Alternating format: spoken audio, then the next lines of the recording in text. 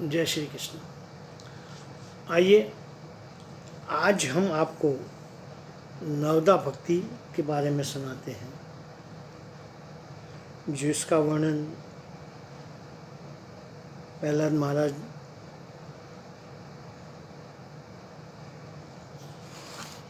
ने किया है और श्री राम जी ने माता शबरी को उस भक्ति का ज्ञान दिया था। आज उसी के बारे में चर्चा करेंगे। ये नवदा भक्ति क्या है? नवदा भक्ति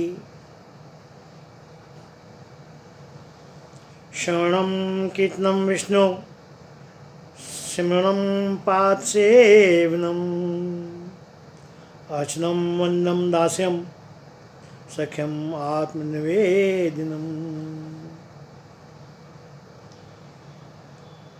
ये नवदा भक्ति है। भक्ति के 9 अंग हैं। वो क्या क्या है? श्रवणम कीर्तनम विष्णु सिमरणम पाद सेवनम अर्चनम वंदनम दास्यम सख्यम आत्मनिवेदनम। यानी भक्ति का पहला चरण है श्रवणम। आदमी जब कहीं सत्संग में जाता है या मंदिर में जाता है तो वहाँ कीर्तन होता रहता है और कानों से वो सुनता है। तो क्या हुआ? ये श्रवणम पहला चरण। आप नित्य जाते हो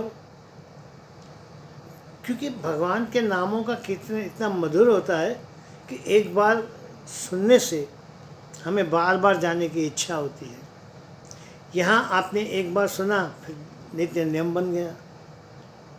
अब चलते चलते तब एक दिन मन करता है, यार मैं भी करके देखो, इनके साथ बैठ के मैं भी ताली बजा के भगवान का नाम ले सकूं। तो हम कीर्तन हम भी चालू कर देते हैं।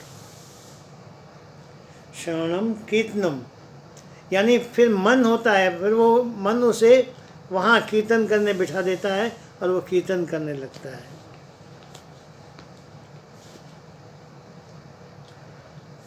ऐसे 2 चरण भक्ति के मिल गए, कीर्तनम श्रवणम कीर्तनम। उसके बाद ये नाम मन में ऐसे बस जाता है भगवान श्री कृष्ण का, क्योंकि कहते हैं ना, भगवान श्री कृष्ण एक बार मन में घुसे तो फिर उसे निकालना बहुत मुश्किल हो जाता है।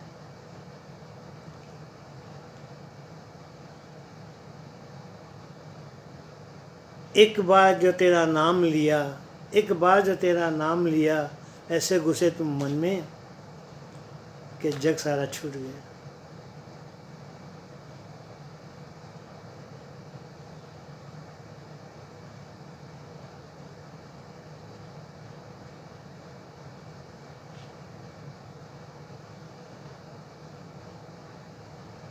हे गोविंद, किससे नजर मिला हूं तुम्हें देखने के बाद? एक बार आपका दर्शन हो गया, आपका अब मेरा मन बोलता ही नहीं है कि मैं किसी जग के दुनिया के किसी प्राणी को और को देखूं, संसार को देखूं। ऐसे मन अब विचार करने लगता है, स्मरण करने लगता है कृष्ण के नामों का। स्मरण होता रहता है।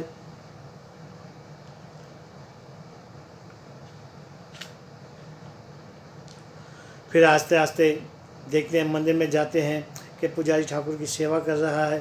फिर हमारा भी मन करता है, अब हम मंदिर में तो जा नहीं सकते हैं, इसलिए छोटा सा कृष्ण अपने घर में लाते हैं, राधा कृष्ण, और उसकी सेवा करने लग जाते हैं। इसे कहते हैं पाद सेवन। ये भक्ति का 5वां चरण है। हम भगवान की सेवा करने लग जाते हैं। भगवान को नहलाना, अच्छे अच्छे कपड़े पहनाना, अच्छा अच्छा भोग प्रसाद लगाना। देखो, आप जब बाज़ार में जाते हो तो अगर आपके अंदर भगवान बसा हुआ है, उसे भोग लगाते हो, तो मन में विचार आता है ऐसा कोई नया प्रसाद है, ऐसा नया कोई फल है जो मैं भगवान को, अपने कृष्ण को धरूं। ये है भक्ति।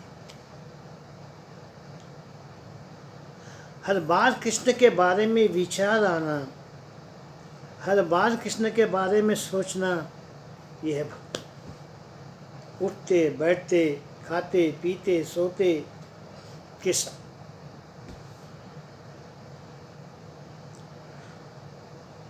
अब हम ठाकुर जी की सेवा करते तो उसमें 3 प्रकार की भक्ति, 2 प्रकार की भक्ति और आ जाती है। कौन सी? अर्चनम, वंदनम, भगवान को अर्च नहलाते हैं, करते हैं, वो अर्चनम हो गया। वंदनम, हाथ जोड़ते हैं, प्रार्थना करते हैं, स्तुति करते हैं। इसी तरह हम आस्ते आस्ते भगवान के दास बन जाते हैं। हर काम जो हमारा होता है कृष्ण के लिए होता है, प्रभु के लिए होता है, परमात्मा के लिए होता है, ईश्वर के लिए होता है।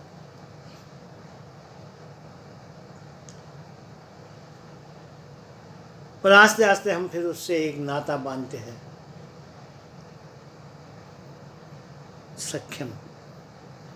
हम उसे अपना सखा मानते हैं। ये भाव भी सख्यम भाव हो गया। वात्सल्य भाव भी है, आप उसे बेटा मानो, अपना पुत्र मानो, पिता मानो, ये वात्सल्य भाव है।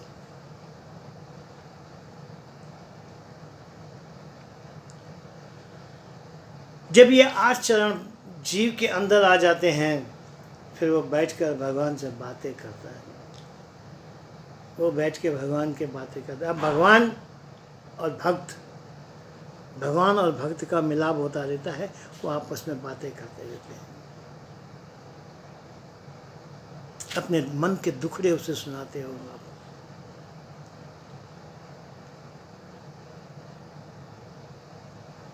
अपने जीवन की कठिनाइयाँ उसे बताते हो, तो भगवान आस्ते आस्ते वो सहज कर देता है। इसे कहते हैं आत्मनिवेदनम। अब भक्त और भगवान का मिलाप हो चुका है। भक्त मंदिर में बैठा है, सामने भगवान की मूर्त है, लेकिन वो उस मूर्त में समाया हुआ है, वो उससे बातें करता रहता है।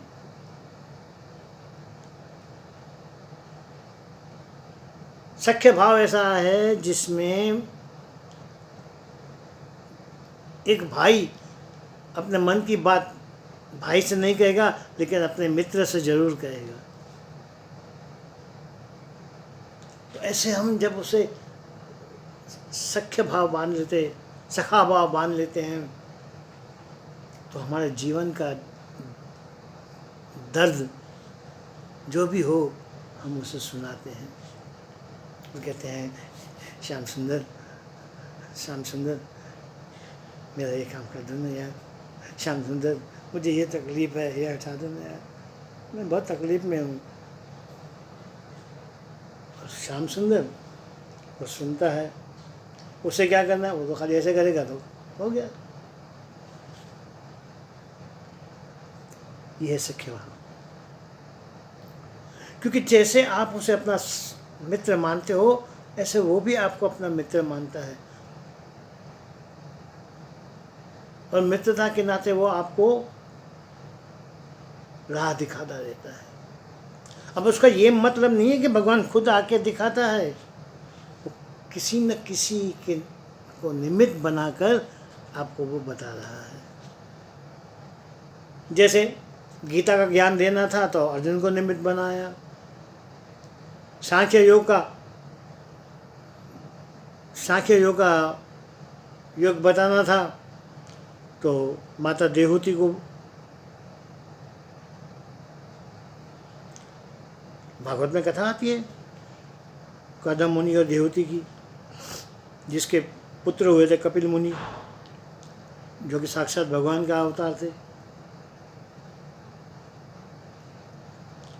तो ऐसे इंसान भगवान से, जब ये 9 भक्ति में से अगर एक भक्ति भी आपको मिल गई तो बाकी की भक्तियाँ पीछे आती जाती, क्योंकि खुद ब खुद भाव बनता जाता है, राह मिल जाती है। और भगवान एक भी नवदा भक्ति में से अगर एक भी आ गई ना, तो कृष्ण हाथ पकड़ लेता है, आस्ते आस्ते खींचता जाता है, आस्ते आस्ते खींचता जाता है। हाँ कृष्ण, भक्त फिर आनंद में आ जाता है, मौज में आ जाता है, मस्ती में आ जाता है। राधे राधे, जय श्री। आइए।